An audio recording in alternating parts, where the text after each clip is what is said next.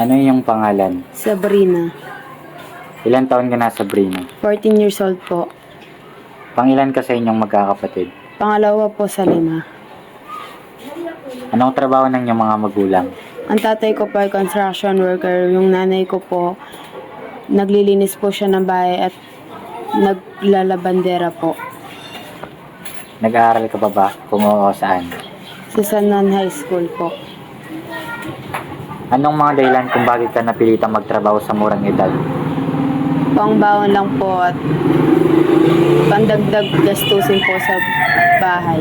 Anong uri ng trabaho ang inyong ginagawa?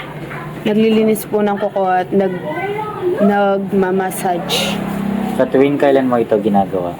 Pag wala pong pasok, kapag may gusto pong magpalinis ng kuko at magpamassage. Paano nakakapekto ang iyong trabaho sa iyong pag-aaral at oras ng pahinga?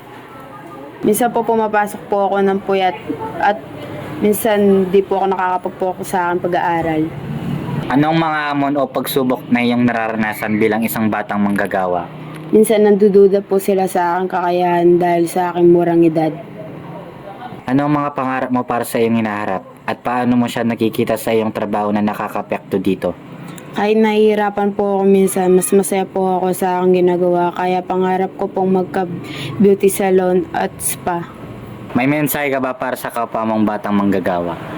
Mangarap lang kayo at magsumika, maaabot nyo rin yan.